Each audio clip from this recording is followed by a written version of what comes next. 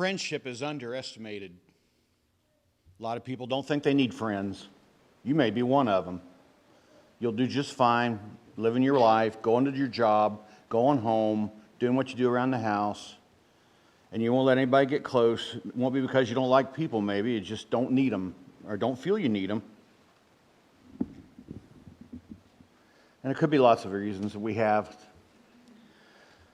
I still can't believe how everywhere I go, I talk to so many people who are in a group of people. They're in church or somewhere else, and they'll claim they don't have any friends. No friends. Now, friends, let me say this. There's definitions of two different things. Friendship and there are acquaintances. My daughter had a habit of saying that she had a lot of friends. But when I said, well, what do you do together? Where do you go? What do they know about you and so forth? Well, the conversation led me to believe that she didn't understand what friends were then. Everybody who says hi to you on the street isn't your friend. They're an acquaintance. The ones who go the extra mile with you, the ones who say you can do it when you don't think you can, the ones that are beside you when everybody else is going the other direction, they're going your way. The one who comes to the funeral when you've lost a loved one and sits with you, gets you water, lets you know that you're not alone because you're their friend. That person is your friend. I think a lot of people have a lot of acquaintances. I think people in church have lots of acquaintances. A lot of us are acquaintances to one another, but we're not each other's friends necessarily. As a matter of fact, if you look closely at a church, when someone has deep, close friends, if something happens to that person or they move away or they go somewhere else, the friends will eventually follow because they want to be where their friends are. Because friendship is that valuable to people. Needing friends is something God put into us. And we need them whether we realize it or not at times in our lives. Listen to Ecclesiastes with me as I read from it. And this is a wisdom literature. That's what it's called, part of the wisdom literature with the other writings. And this is from Solomon. And listen to what he says. And we know a little bit about his life, so think about his words and how personal they are. I'll look at chapter 4, verses 1 through 12.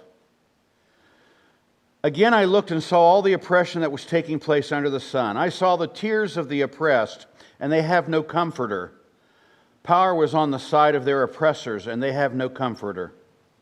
And I declared that the dead who had already died are happier than the living who are still alive. But better than both is the one who has never been born, who has not seen the evil that is done under the sun. And I saw that all toil and all achievement spring from one person's envy of another. This too is meaningless, a chasing after the wind. Fools fold their hands and ruin themselves. Better one handful with tranquility than two handfuls with toil and chasing after the wind. Again, I saw something meaningless under the sun. There was a man all alone. He had neither son nor brother. There was no end to his toil, yet his eyes were not content with his wealth. For who am I toiling? For whom am I toiling, he asked, and why am I depriving myself of enjoyment? This too is meaningless, a miserable business. Two are better than one because they have a good return for their labor. If either of them falls down, one can help the other up. But pity anyone who falls and has no one to help them up. Also, if two lie down together, they will keep warm. But how can one keep warm alone? Though one may be overpowered, two can defend themselves. A cord of 3 strands is not quickly broken. That has been used as a slogan, a catchphrase for many events over the years in Christian worlds and everywhere else. A cord of 3 strands is not quickly broken. Needing friends, God's word on friendship. I've found 113 passages that use the word friend, even though there's more of the text that refers to friendship itself. The word friend in one translation was used 113 times. Think about it. 3 bulls were grazing in a meadow. Maybe you've heard this is one of Aesop's fables. Remember Aesop from the old Roman days? They were grazing in a meadow and were watched by a lion who longed to capture and devour them all, but who felt that he was no match for 3 as long as they kept together and watched out for each other. So he began by false whispers and malicious hints to torment jealousies and distrust among them, so they'd start questioning each other and their closeness. This strategy succeeded so well that not long after, the bulls grew cold and unfriendly toward each other and finally started to avoid each other while they were in the meadow, and they fed each one by himself apart instead of grazing together. No sooner did the lion see this than he fell upon them one by one, and he killed them in turn as he came upon them. Aesop's always had a moral to the end of his stories, and his moral was simply, the quarrels of friends are the opportunities of foes. Now I start to understand why he says, don't let the sun go down on your wrath with your friends and your family and your loved ones. Resolve it so you don't become isolated, separated, and then devoured by your anger, your bitterness, everything else that may come, your loneliness. Why do we need relationships? Why should we take the risk of being hurt after all, right? Our past experiences really cause us to question whether or not we should risk forming relationships at all, because people have hurt us in the past. Relationships require us to become vulnerable after all. You will become vulnerable when you start telling of your life to someone else and trusting them with it. Since we have all been burnt in the past, we are really cautious and slow to pour ourselves out into relationships, aren't we? The more deeply someone knows us, the more ammunition they have if they ever chose to turn their backs on us, after all. So at all costs, we strive to protect ourselves from being hurt again. We just don't need it, we say to ourselves.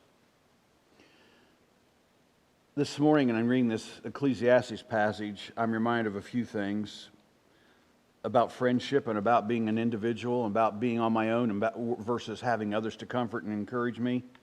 First thing is this: individualism causes divisions and it weakens effectiveness. That's a profound statement, actually. I got this idea from others. I was reading books and word on it. Individualism causes divisions and weakens effectiveness.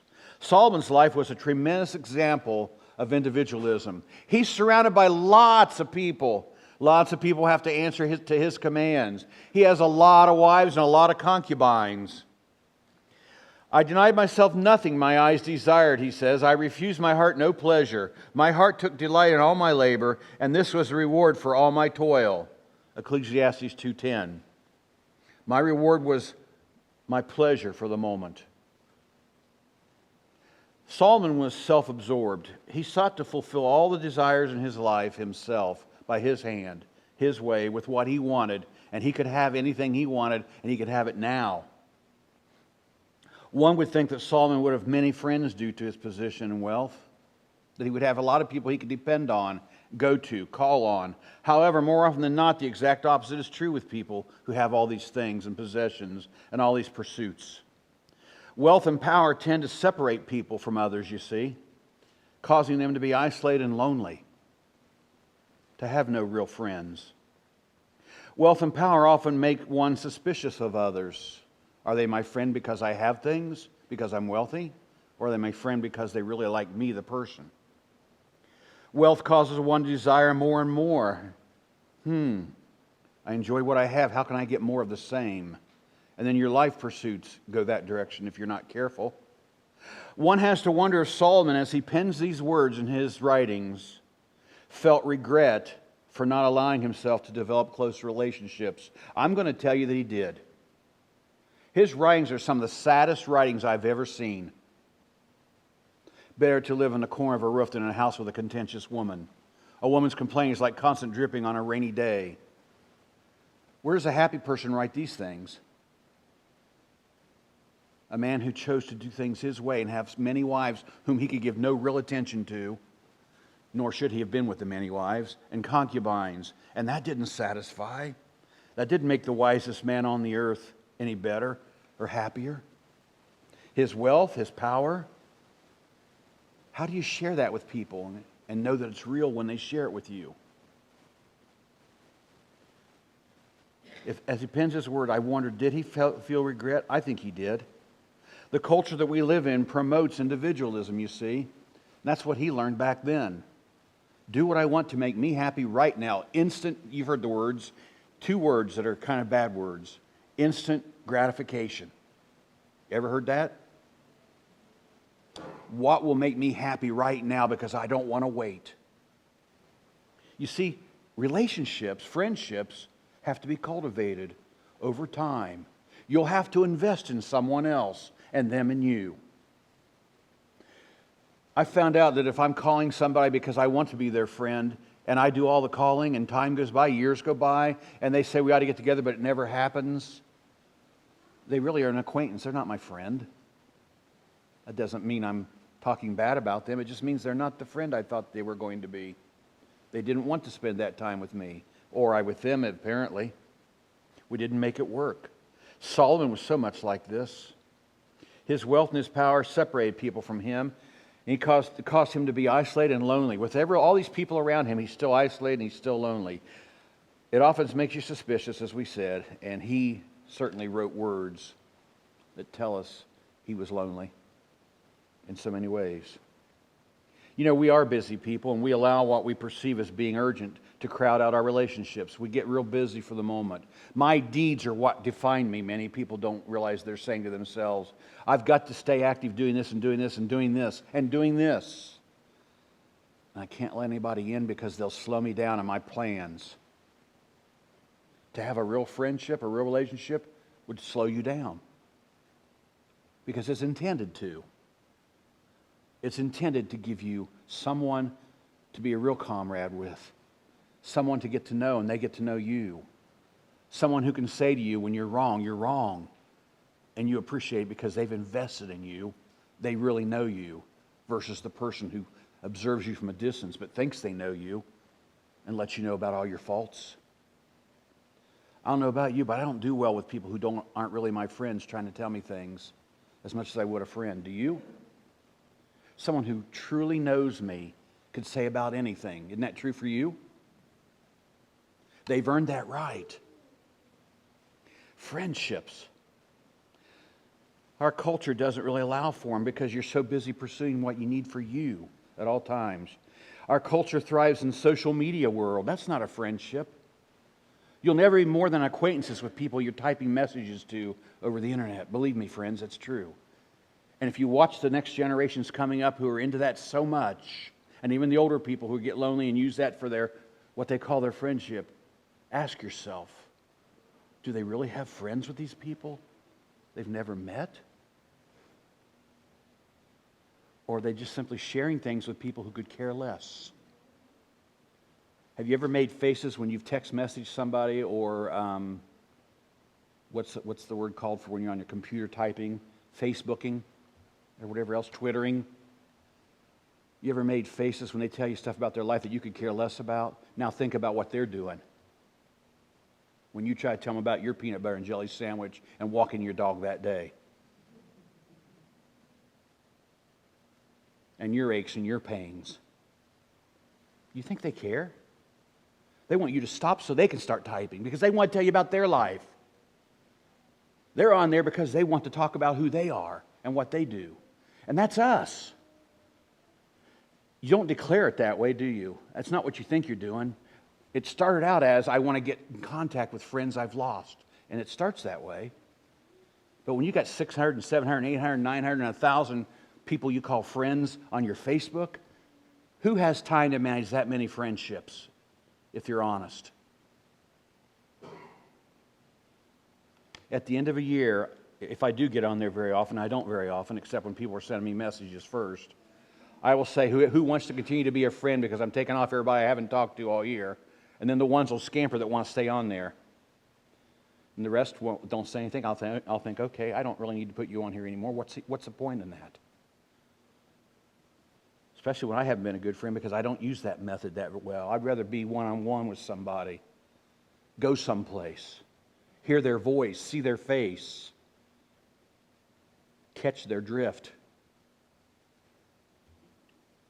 Friendship. The main problem is deep relationships that go beyond surface chat will have to be face-to-face. They'll have to be face-to-face if you want them to go really far and be real friends. A recent study found that those who seek to form relationships via the internet are much lonelier than those who seek relationships through more traditional means. Now, if this is a big deal to you, and this is where you live and so forth, maybe I've offended you right now by even saying this because you don't think so. But when I start looking at some of the people who know everything that everybody else is doing, I say, how do you know that? I saw it on Facebook. Oh, I didn't know that. I just like to hear the voice of the person I'm talking to, get the tone, hear their heart when they speak. Don't you? I suppose there's a place for some of this media stuff, but if you start dwelling on it, basing your whole life relationships on it, you're not really having meaningful relationships. I'm not saying do away with it. I'm saying learn how to use it properly for necessities. Build real relationships, and you'll have to do that in person. You'll have to, if you want to know whether they're real or not, because someone can make a statement. Have you ever noticed in writing, you can make a statement that sounds innocent to you, but the person took offense because of how they interpreted it. Then you got to go back and type more sentences to explain what you meant by the last one. But in person, you don't. If you'll do it the right way, not the lazy way, the convenient way, you will make meaningful relationships at the right pace. And you'll sort out the ones that really aren't the friendships that you thought they were. Everyone is about me, it seems, if we're not careful. We don't mean to be, and we're nice people. We tell ourselves that. You're all nice. I'd say you're all nice people. I try to be a nice person. But this complicates the development of deep relationships when I try to do it ways that just weren't meant to be. As they require us not to be in a hurry and willing to put ourselves second to others, we find ourselves pursuing too much that makes us happy first. Then they come in. And what are we always told all our lives about life? God first, others second, self last. Is that the order we're living? It doesn't seem to be. Does it?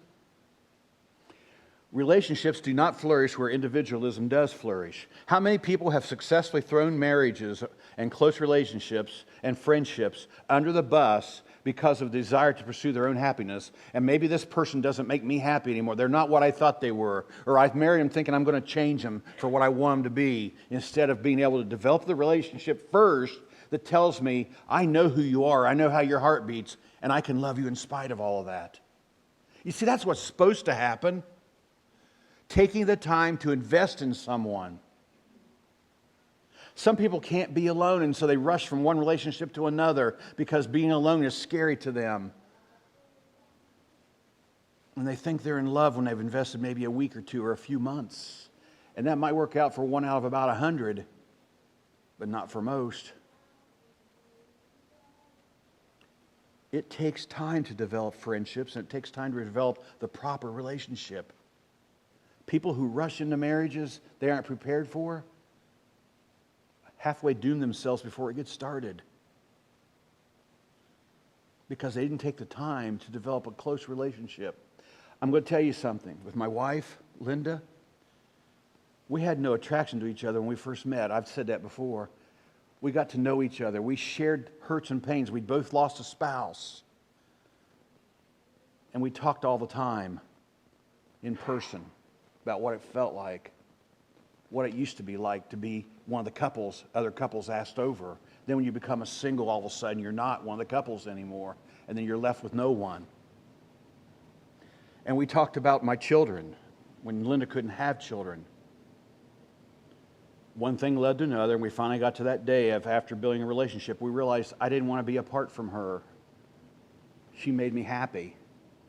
And when Bethany proposed to Linda for me, that was over. When she was real little. I've told you that story, I imagine, before. Daddy, we love her. Why don't you marry her? And I spent all night on the phone trying to tell myself, get her to say she loves me first before I say it to her. Because what if she doesn't say it after I do? You have to develop relationships, and they take time. Some people would say ours was rushed, but we spent a lot of hours talking, sitting together in the same room, sharing desserts at Friendly Ice Cream. They can't flourish where individualism does flourish, and that's why we have to learn to be friends. How many people have successfully thrown their marriages away? I don't know. Too many. Close friendships, because they didn't pursue things the right way. You know, according to a recent study, and I know studies are everywhere, and you say, where'd you get your study? And you're studying that study. They come from magazines, internet, on the news, everywhere else, and I don't bother to put all the details in. I hope you'll trust me on this. But there's a study that showed that 20% of American population feels lonely. Now, 500 million people lived in America. That's 100 million, right? 20% doesn't sound like so much until you put it that way. I don't know how many are in this country, but I'll just throw that number out there. But that's a lot of people. Today's culture applauds a self-made man who can do it on their own, doesn't need anybody. Frank Sinatra sang the song a long time ago, I did it my way. And we love to sing the song or hear it sung because it was a classic, I guess, after a while. I wonder. Max Lucado, in his book, It's Not About Me, that probably would be a good book for everyone to pick up, writes, we've been demanding our way since day one. I want a spouse that makes me happy and coworkers that always ask my opinion at the job. I want weather that suits me and traffic that helps me and a government that serves me. Self-promotion, self-preservation, self-centeredness. It's all about me. I hated reading this because I remember what power I put over people when I'm driving in traffic and they drive wrong or get in my way or slow me down. The person in line who can't seem to find the right credit card that isn't void and gives excuses and explains why. You know there's money in the bank. They know there is. While a line of 20 waits on them to give up.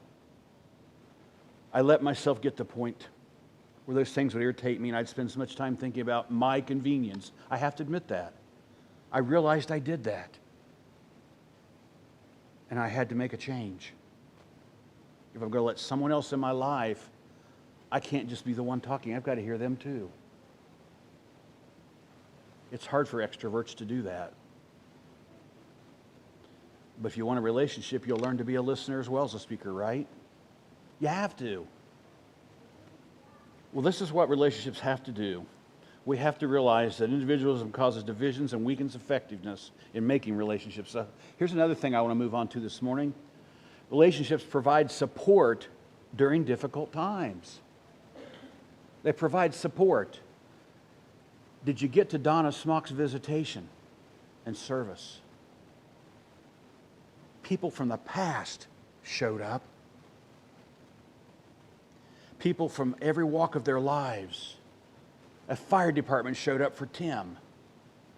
People from Earlham. People from the neighborhood. People from church past and present. People from other churches. People from Emmaus Walk. You invest in people and you won't die alone. You won't leave this earth alone, I should say, because I know she lives.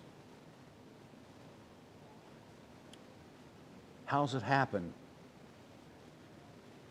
You've heard the old adage that three men were talking at a funeral one time, a memorial service, whichever you like to call it. One said to the others, what would you like to have them say? You've heard this probably before. What would you like to have them say over you when you're gone? One said that he was a good husband and supporter, that he was loyal and dependable to his wife and his children, his family. Another one said that he was a hard worker, a good co-worker to be with, that he had integrity and dependability. The third one thought for a minute and said, I'd like for him to look at me and say, hey, look, he's moving.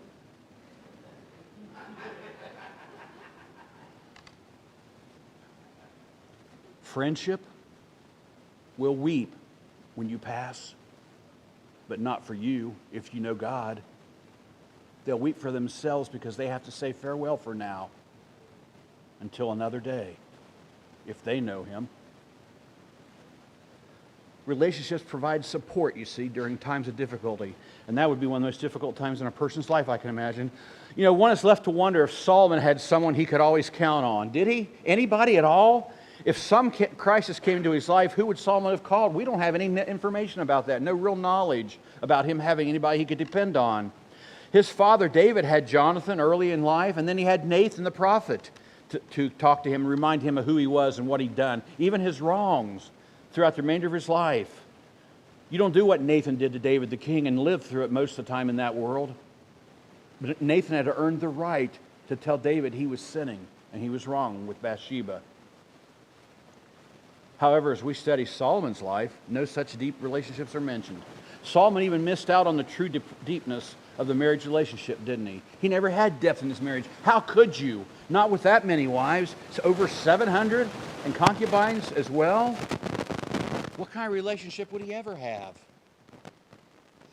Solomon had no room for relationships to develop. I found that scraping my whiskers when you hear that. Is it any wonder that we hear the regret in his words, in his writings? Probably the saddest writer in the Bible. Life's difficulties are more bearable when there is someone who has your back. Isn't that true? You heard all the songs, you see movies, and they touch us, and we weep at the end. You get the Kleenex out, and you want to stay and watch the credits to see who did all this, who wrote, who sang that beautiful song because the movie touched you, or you read a book, or you saw a TV show, or you heard someone else tell a story about someone who went through difficult times and someone had their back. Or you hear that little kid say to the other kid, "Don't worry, I got your back." An English publication offered a prize for the best definition of a friend. And among the thousands of answers received, here are the best ones they felt they got. The first one was, a friend is one who multiplies joys and shares your griefs. A friend, number two, said, a friend is one who understands your silence. A third one said, a friend is a watch that beats true for all time and never runs down. But the definition that won the prize for this contest was this one. A friend is the one who walks in when the whole world has walked out on you. That one gets me, as you can tell. That's the one that walks in when the whole world walks out.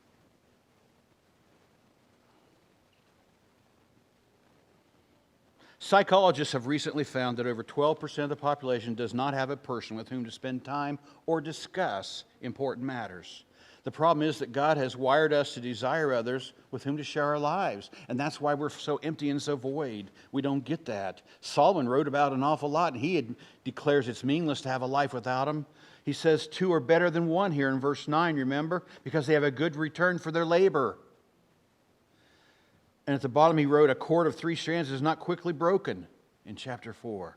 Two powerful passages from someone who does understand. Firsthand, he's an expert. He is an expert on being friendless. Do you want that said of you?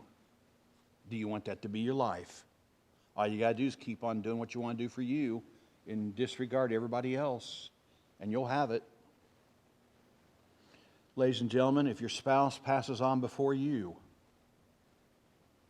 you'll be the one who testifies to their life because you spent the meaningful time with them, I would pray, all those years. Someone said, why do people keep getting married if divorce is so prominent?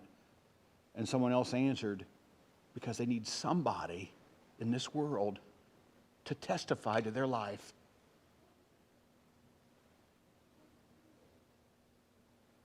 That's what friendships do. I'm married to my best friend in the whole world. And I do tell her. She blesses me when I don't always bless her as well each day. And I hope I do some for her too. I try to give her flowers for no reason at all during the year. Just to say, because you're special to me. I don't need Valentine's Day for that necessarily. I don't use that as an excuse not to buy candy or flowers, by the way, on the 14th. Or Hallmark cards. But that's how it is. The problem is God has wired us to desire others with whom to share our life. Friendships, that loving person that's going to be ours forever. Socrates wrote this back in those ancient times of Greece. There is no possession more valuable than a good and faithful friend. That's what he had to say about it.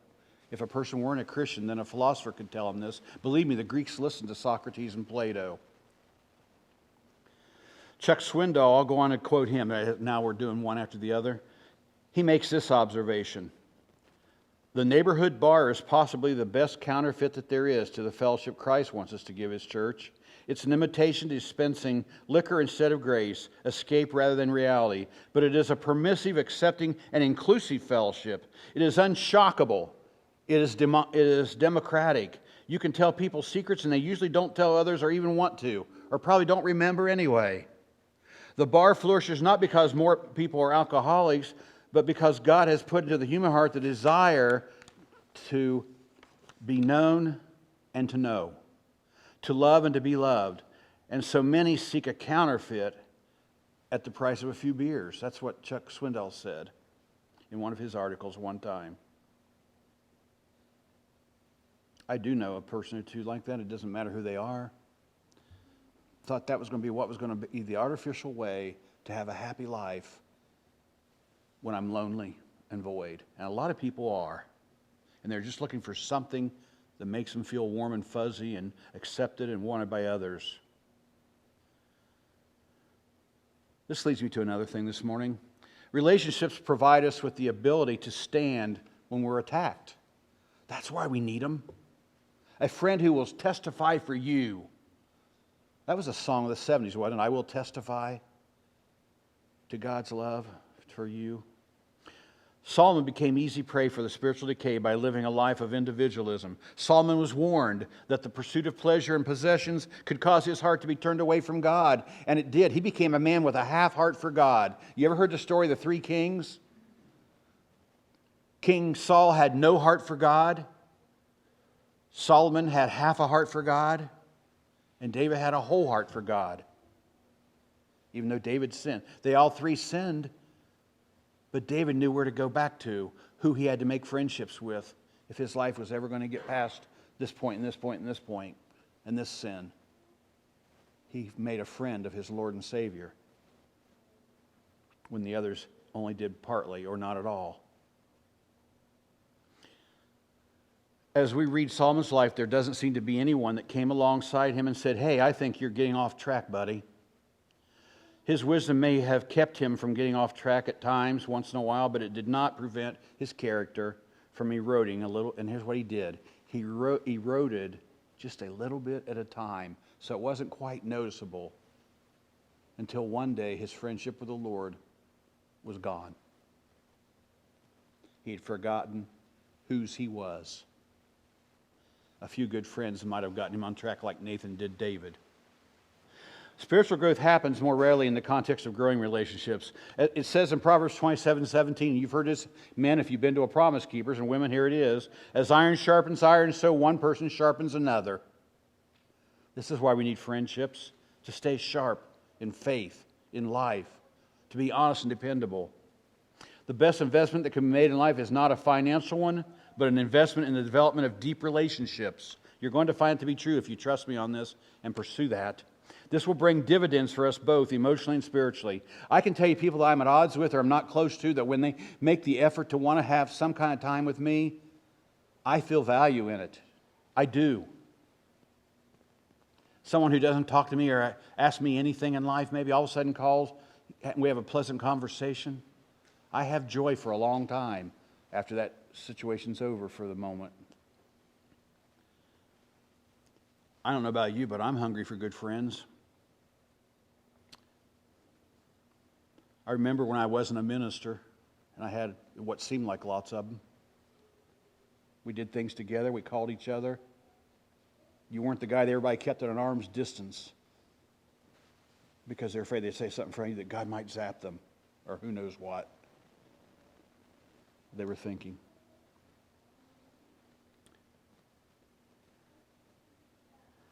A true friend will confront us with the truth to keep us from turning our lives into a train wreck, bottom line.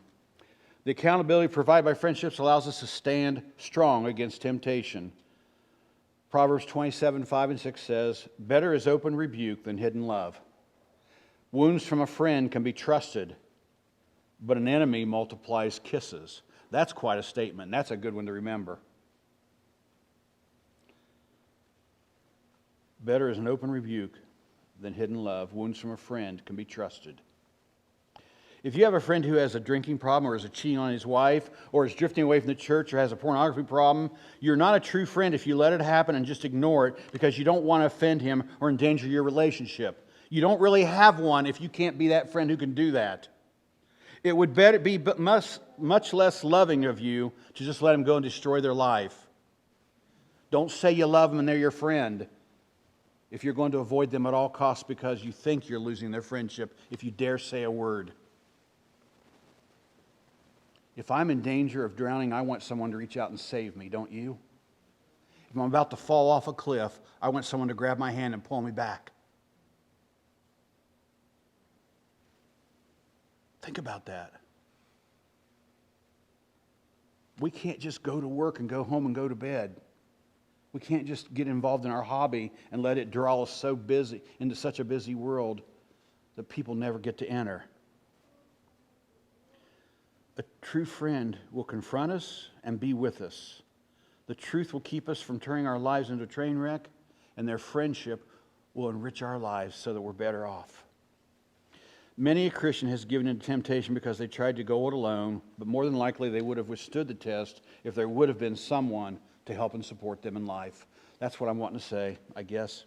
Solomon shows that two people together are great, but three is even better when he said a cord of three strands cannot be easily broken. Three is often used to represent completion and perfection. Friends, plural. Friends. They say in a church, the statisticians, George Barna and all the others, say that if you have 7 meaningful relationships in a church, you'll be there tomorrow. But if you haven't cultivated those friendships, it's easy to leave and find something you think's better somewhere else.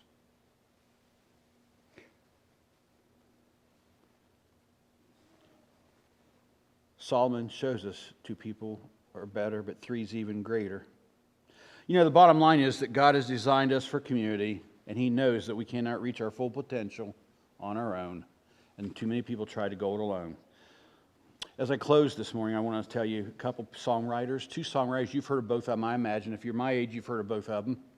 If you're younger, you may not know who Paul Simon is. How many here know who Simon and Garfunkel are? Remember the one song he wrote? It's a sad song, but it had a pretty tune, so people sang it. He wrote a song that captures so many people's thoughts about friendship and the loneliness it brings when there are no friends in your lives. It's this one. I've built walls, a fortress deep and mighty, that none may penetrate. I almost want to sing it in the way he's singing it. I have no need of friendship. Friendship causes pain.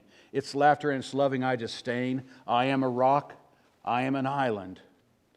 It ends after the last verse with these words, and a rock feels no pain, and an island never cries. Remember the song? You're lucky I was going to sing it to you, and I decided not to. In contrast to this song, here's another one by a Christian author, Michael W. Smith. He wrote a song about friends, which better states what God wants for you. And I remember in church camp and places when we sang Friends or Friends Forever, we'd hold up a light, whatever we had to light, a flashlight, whatever, turn them all on, and we'd go like this and wave back and forth. And you did that for almost 10 years with that song till we finally put it in the library archives with Kumbaya. But his words go like this: packing up the dreams God planted in the fertile soil of you. I can't believe the hopes He's granted means a chapter of your life is through, but will keep you close as always. It won't even seem you're gone, because our hearts in big and small ways will keep the love that keeps us strong. And friends are friends forever if the Lord's the Lord of them, and a friend will not say never, because the welcome will not end. Though it's hard to let you go, in the Father's hands we know that a lifetime's not too long to live as friends.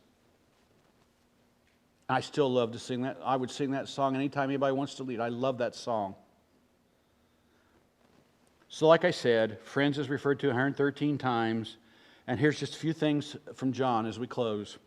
John in chapter 15, it's verses 13, 14, and 15, but I'll read them separate because they have a separate statement about the same subject.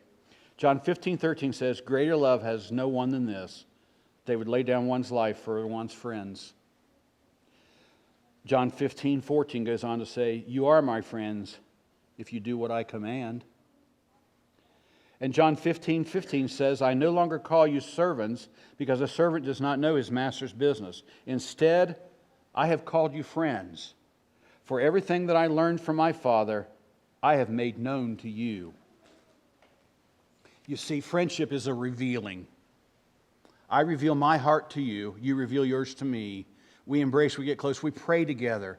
We might read Scripture together, study together, fellowship together, certainly, and walk on this life, on this earth, together. Well, my favorite things to say it at someone's memorial service is when I remember to say it. I don't always say it at all of them, but I should. Is our lives are richer and better because we cross paths with this so-and-so on this earth.